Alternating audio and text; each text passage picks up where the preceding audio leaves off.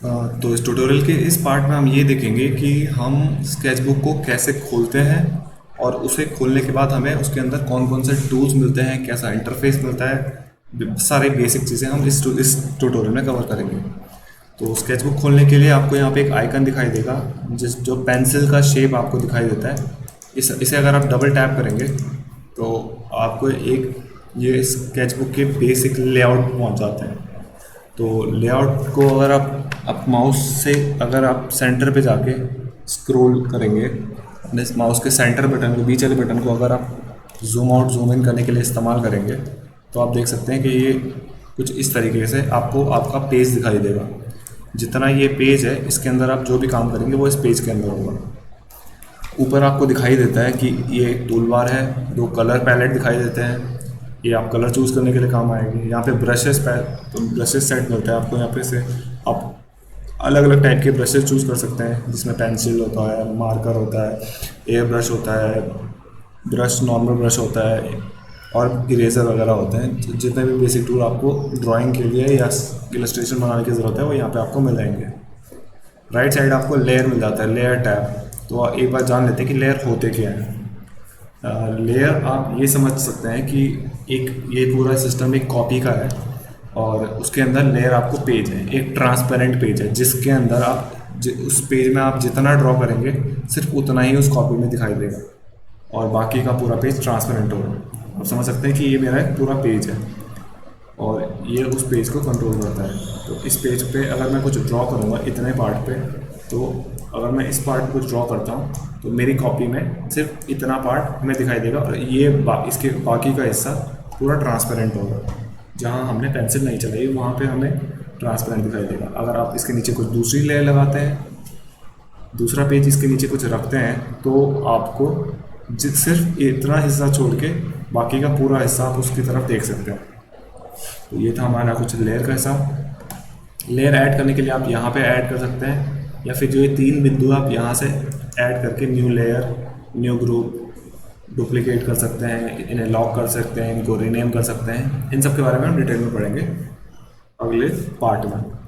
तो सबसे पहले आपको यहाँ ऊपर दो बटन दिखाई देते हैं, एक लाल है एक हरा है। तो लाल बटन का इस्तेमाल करके अगर हमने कुछ ड्रॉ करा है और हमें ये पसंद नहीं आ रहा तो हम इसे लाल बटन, अंडू बटन, इसे अंडू बटन कहते हैं। अगर हम इसे अंडू बटन दबाते हैं तो ये वापस अपने पुराने स्टेट में आ जाएगा।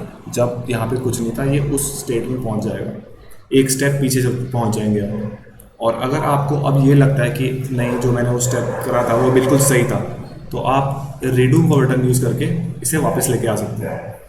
उसके बाद आपको ये जूम मिलेगा, इससे आप कैनवस को, जो हमारे ये इमेज, जो हमारे कैनवस है, इसे हम एडजस्ट कर सकते हैं। अगर आपको जूम इन करना है तो या आप माउस का इस्तेमाल करें, माउस के सेंटर बटन का, या आप यहाँ पे जाके इसे स्केल कर सकते हैं, जूम इन जूम आउट।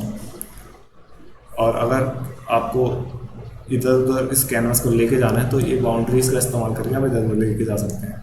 इस बटन से आप कैनवस को रोटेट कर सकते हैं और जो ये छोटा सा क्रॉस बटन है इससे आप इसे बंद कर सकते हैं। उसी टाइप से सिलेक्शन टूल है, इसके अंदर आपको 3-4 सिलेक्शन के ऑप्शन दिखाई देते हैं और सिलेक्शन टूल की मदद से आप किसी चीज़ को सेलेक्ट कर सकते हैं और उसके अंदर काम कर सकते हैं। अगर हम सिलेक्शन टूल एक बार इस्तेमाल कर देते हैं, मैंने जैसे ये ट्रायंगल का इस्तेमाल कर दिया, तो अब मैं जितना भी काम करूँगा वो सिर्फ इस ट्रायंगल के अंदर ही होगा, इसके बाहर मेरी पेंसिल चलेगी नहीं। अब मैं एक बार चला के दिखा देता हूँ। जब मैं पेंसिल चलाता हूँ तो कुछ देख सकते हैं आप, इसके अंदर जितना कर रहा हूँ मैं सिर्फ इसके अंदर हो रहा है, उसके बाहर बिल्कुल भी नहीं हो रहा है। ये कई जगह काम आ सकता है ये टूल। और एक बार आपने अगर सिलेक्शन कर दिया तो डिसेलेक्ट करने के लिए उसके बगल में ही आपको डिसेलेक्ट का ऑप्शन मिल जाएगा, या आप कंट्रोल-D का इस्तेमाल भी कर सकते हैं। आप धीरे धीरे करके आपको ये सारी चीज़ें याद होती रहेंगी। तो कंट्रोल-D के लिए या कंट्रोल-D दबाइए या यहाँ पे डिसेलेक्ट बटन को दबाइए। इसके नीचे 2-3 और ऑप्शन है, इसके डिटेल में हम बाद में जाएंगे जब हम अपना मेन क्लास स्टार्ट करेंगे। अभी तो हम एक बेसिक ओवरव्यू देख लेते हैं कि हमारे पास कौन कौन से टूल्स अवेलेबल है। तो फिर उसके बाद आपको ये क्रॉप टूल दिखता है। अगर आपको किसी पार्ट को क्रॉप करना है, या अगर आप चाहते हैं कि सिर्फ मैं इतने पार्ट को हमें ज़रूरत है, बाकी हमारे पेज किसी काम का नहीं है, बाकी पूरा पेज खाली पड़ा है, तो आप सिर्फ इतने पार्ट को क्रॉप करके ओके दबा सकते हैं। तो अब आप जो भी काम करेंगे सिर्फ एक छोटे से पार्ट में वो काम होगा। और अगर आप इमेज सेव करना चाहते हैं तो वो भी सिर्फ इसी पार्ट का सेव होगा। तो हमें तो ऐसा नहीं चाहिए, तो हम अनडू कर लेते हैं। और अब आगे देखते हैं अगला टूल हमारे पास क्या है। अगला टूल है क्विक ट्रांसफॉर्म टूल। इस टूल की मदद से हम चीज़ों को ट्रांसफॉर्म करते हैं, मूव करते हैं। तो जैसे अगर हमने इस चीज़ को, हम चाहते हैं कि ये थोड़ा बड़ा हो जाए, ये बहुत छोटा हो गया, तो हम या तो इसे फिर से ड्रॉ करेंगे। तो उतना अगर ना करना चाहें तो हम इसका इस टूल की मदद से इसे स्केल कर सकते हैं। अगर हम ऐसे सेलेक्ट कर लें तो हमारे पास एक डायलॉग बॉक्स दिखाई देगा, जैसे आपको जूम पे दिखाई दिया था, पर ये थोड़ा अलग है। इसमें राइट, ये बाहर वाले हिस्से से आप इसे इधर उधर मूव कर सकते हैं। सेंटर वाले बटन से इसे स्केल कर सकते हैं। अगर आपको उसका बड़ा करना है या छोटा करना है तो आप सेंटर वाले बटन से करते हैं। रोटेशन के लिए आप ऐसे इसका इस्तेमाल कर सकते हैं। और अगर क्रॉस दबा देंगे तो ये आपका जो सिलेक्शन है बंद हो जाएगा। उसी टाइप से ये दो और सिलेक्शन है, इसे भी हम बाद में देखेंगे। फिर उसके बाद आपको दिखता है ट्रांसफॉर्म टूल। इसे आप रैंडमली स्केल करनी है कोई चीज़, तो आप इन दोनों टूल का इस्तेमाल करके चीज़ों को स्केल या डिससेलेक्ट कर सकते हैं, डी स्केल कर सकते हैं। तो अगर आपको ये नहीं चाहिए तो कैंसिल कर सकते हैं। फिर उसके बाद आता है फ्लड फिल टूल।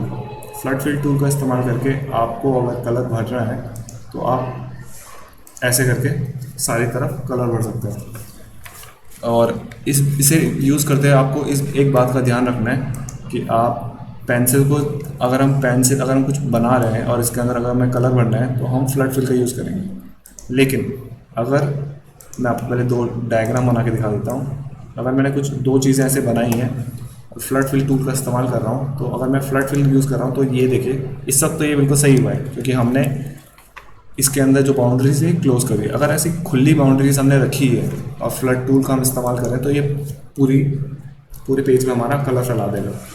तो इस बात का ध्यान रखिए कि जब आप फ्लड फिल का इस्तेमाल करें तो ये पूरा बंद है। उसके बाद आपको मिलता है टेक्स्ट टूल। इससे आप टेक्स्ट टाइप कर सकते हैं। रूलर, एलिप्स और ये फ्रेंच कर्व टूल से आप स्टेंसिल की तरह आप इसे इस्तेमाल कर सकते हैं। इसे हम आगे क्लास में देखेंगे क्योंकि इनका हम इस्तेमाल करने वाले हैं। उसके बाद आपको ये पर्सपेक्टिव ग्रिड मिलती है। इसमें आप पर्सपेक्टिव के हिसाब से अगर कोई ड्राइंग यूज़ बनाते हैं तो आप इसका इस्तेमाल कर सकते हैं। फिर आपको मिलता है सिमेट्री टूल। सिमेट्री टूल में आपको तीन ऑप्शन मिलते हैं, वर्टिकल सिमेट्री, रेडियल सिमेट्री या हॉरिजॉन्टल सिमेट्री। तो इन टूल की मदद से आपको अगर एक साइड ड्राइंग आपको बनानी है और आप उसे चाहते हैं कि दूसरी साइड भी वैसी बन जाए, जैसे मैं एक चश्मा बना देता हूँ, कुछ इस टाइप का एक चश्मा बना देते हैं हम। तो अभी मैंने यहाँ पे वर्टिकल सिमेट्री एक्टिवेट करी, तो जो मैं लेफ़्ट साइड बना रहा हूँ वो हमें राइट साइड भी दिख रहा है। तो कुछ इस तरीके से हमारा चश्मा हमने ऐसे बना दिया सिमेट्री की मदद से। इसी टाइप से दो और सिमेट्री हैं, आप इन्हें भी यूज़ करके देख सकते हैं। अभी हम इसे बंद कर देंगे और अब देखते हैं ये है स्टेडी स्ट्रोक टूल। अगर आप इस टूल का इस्तेमाल करते हैं, मैं आपको पहले एक नॉर्मल पेंसिल से एक सर्कल बना के दिखाता हूँ। गलती से ऐसा बन गया और ये हमारा एक नॉर्मल पेंसिल से बनाया हुआ सर्कल है। अब हम इस टूल की मदद से, स्टेडी स्ट्रोक टूल की मदद से एक सर्कल बनाते हैं। तो ये देखिए, जब हम इस टूल की मदद से सर्कल बनाते हैं तो आप देख सकते हैं कि हमारी जो बाउंड्रीज़ है वो फिर से देख लीजिए। ये हमारी जो बाउंड्रीज़ है ये बिल्कुल भी जिटर नहीं आ रहा है। आप इनकी बाउंड्रीज देख सकते हैं कितनी झिकझिक आ रही है। अगर इसका इस्तेमाल करेंगे तो आप एक स्मूथ बाउंड्री वाला कोई भी ड्राइंग बना सकते हैं। जो थोड़ा सा हाथ से बनाना थोड़ा मुश्किल हो तो आप इसका इस्तेमाल कर सकते हैं। फिर इसका पर्सपेक्टिव स्ट्रोक टूल है और एक ये ड्रॉ स्टाइल टूल है। इन टूल्स को आप इस्तेमाल करके देख सकते हैं, ये आपकी ड्राइंग करने में हेल्प करेंगे। फिर जो काम के टूल्स हैं वो है इसके बाद layer tool, layer, brush, colour editor और ये है कॉपिक लाइब्रेरी। इन टूल के बारे में देख लेते हैं।